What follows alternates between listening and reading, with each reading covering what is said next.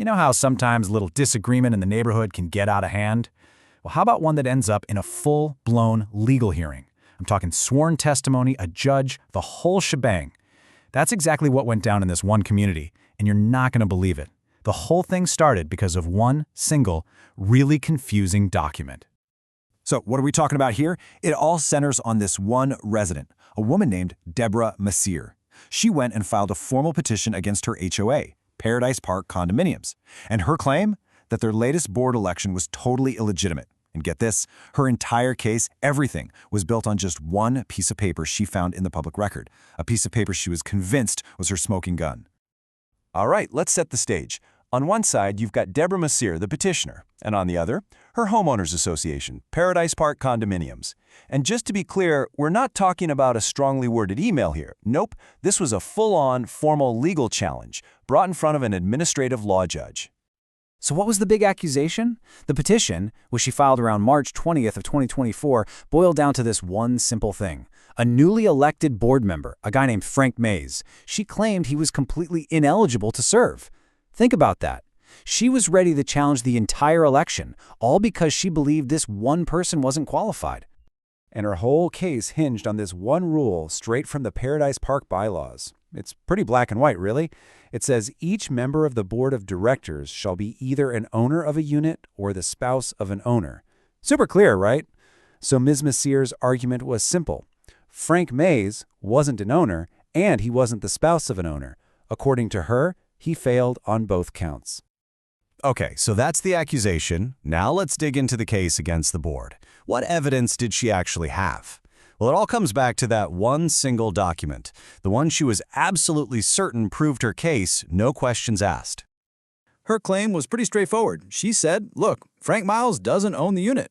And not only that, but his wife, Mercedes Maiz, she doesn't own it either. So who does? According to the petitioner, the real owner was their daughter. And hey, if that was actually true, she'd have a point.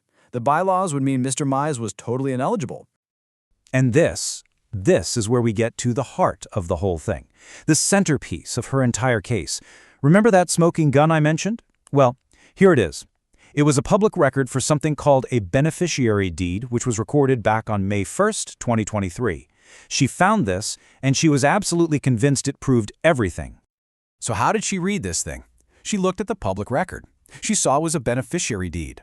And she saw the name listed under seller was Mercedes B.B. Maiz.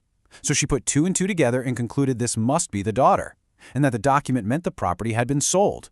That was her whole interpretation. And when she was on the stand, under oath, Ms. Masear said it herself, plain as day. She testified, I thought that the beneficiary deed was enough to demonstrate that he is not an owner. I mean, wow, she really banked her entire case on her reading of this single public record. But then, the story takes a huge turn, because it was the HOA's turn to present its side, and they called their own witnesses to the stand, Frank Maiz and his wife Mercedes Maiz. And let me tell you, their sworn testimony is what completely blew this whole misunderstanding wide open. So they get up there and they just lay out the facts, a completely undisputed history of their family and this property. Frank and Mercedes, they got married way back in 1975. Ms. Maiz bought the condo in her name back in 1990. I mean, do the math. They'd owned the place for over 30 years before this election even happened. And then came the first bombshell from their testimony. That name on the deed, Mercedes B.B. Maiz, it wasn't their daughter. No way. It was Mrs. Maiz herself, the wife, the mother. Turns out her full name is Mercedes Bafiled Benashis Maiz. The petitioner had the wrong person, a classic case of mistaken identity. And that wasn't all. The second big reveal was about the document itself. See, a beneficiary deed, it's not a sale at all. It's an estate planning tool. Some people call it a transfer on death deed. It does absolutely nothing to the ownership while the owner is still alive. All it does is say, hey, when I pass away, this property automatically goes to this person. It's just a way to avoid a huge, messy court process later on. So why did she even create this deed in the first place? Well, Mrs. Maiz shared a really personal and honestly super relatable reason. She said, I was going to have a heart surgery, so I decided I should be prepared.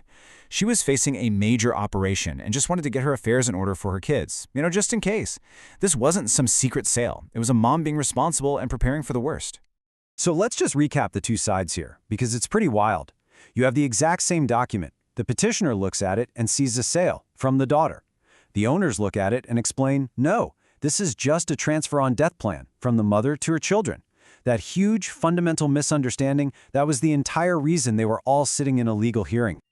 Okay, so both sides have had their say. All the testimony is in. Now the only thing left to do was wait for the administrative law judge to make the final call, based on all the evidence and, of course, the law. Now, before we get to the judge's final word, there's a quick legal concept we got to cover. It's called the preponderance of the evidence. In a civil case like this, the person making the accusation, in this case, Ms. Masear, has what's called the burden of proof. It basically means it's on her to prove her claim is more likely true than not. It just has to be more than 50-50. All right, the verdict. The judge's decision was super methodical, very clear. First things first, the judge concluded, as a matter of law, that the petitioner was just plain mistaken. Her entire theory about who owned the condo? Totally wrong. Next, the judge laid out the facts of the case, and the evidence was just overwhelming. Everything from the marriage certificate to the original deed from 1990 proved it. Mercedes B.B. Maiz, the mother, is the owner, and Frank Maiz is, and has always been, her husband. Case closed on that front. So, based on those crystal clear facts, the legal ruling was pretty much a foregone conclusion. The petitioner hadn't provided any real evidence for her claim. In fact, the evidence that was presented completely shot her theory down. Bottom line, she did not meet that burden of proof we just talked about. And with that, the judge issued the final decisive order. Plain and simple. It is ordered. Petitioner's petition is dismissed. The whole thing was thrown out. The dispute was officially over, and Frank Maiz's election to the board was upheld. So, what are the big takeaways from this whole mess? Well, first, a beneficiary deed is for estate planning. It's about the future, not a sale that happened in the past.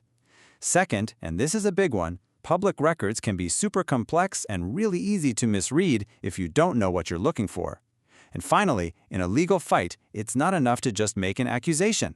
The burden of proof is on you, the accuser, to actually back it up with facts. When you step back and look at it, this whole thing, the legal fees, the sworn testimony, the judge, it all started because one person completely misread a single document. It really makes you think, doesn't it?